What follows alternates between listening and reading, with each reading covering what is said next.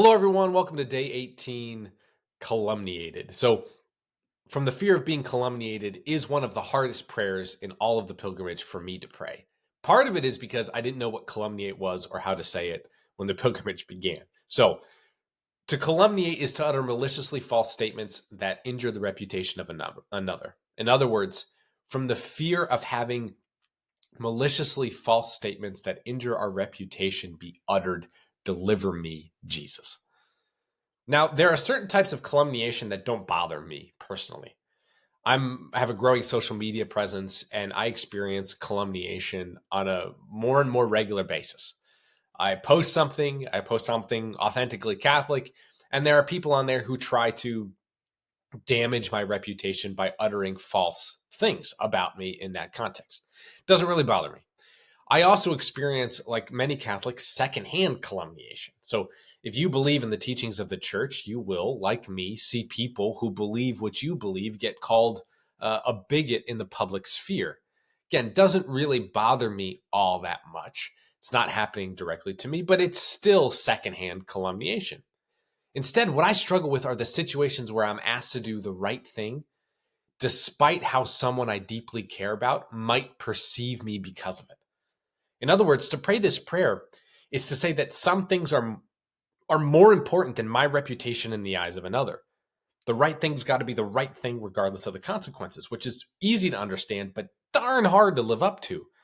So one of my great heroes is Saint Joan of Arc. As a family, we ask for her intercession every night in our evening prayers. A quote of hers is literally hanging up in the bedroom where my kids sleep. She's amazing. After literally saving France from generations of English rule and restoring the French king to power against all odds, the church turned on her. They accused her of heresy and witchcraft. They pressured her under the conditions of a brutal and rigged trial and demanded that she defy direct orders from God. And when she refused, they killed her.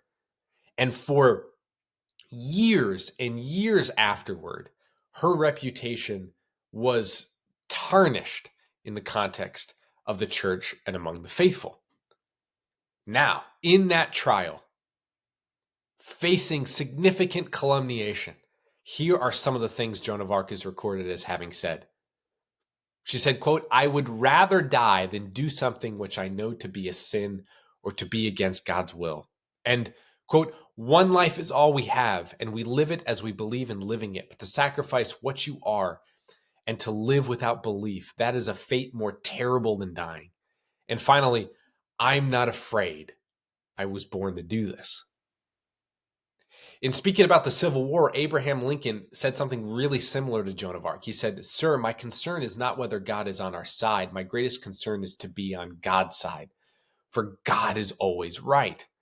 Or the famous C.S. Lewis quote applies here as well. There are two kinds of people: those who say to God, "Thy will be done," and those to whom God says, "All right then, have it your way." For me, the hardest pill to swallow whenever God asks me to do something is to endure a bad, false, unfair, unjust reputation as a consequence for doing what is right. But the truth is, no matter how hard it is or how painful it may be, it's never okay to compromise who you are or God's plan for your life to live on the altar of another person's perception. So, from the fear of calumniation, deliver me, Jesus.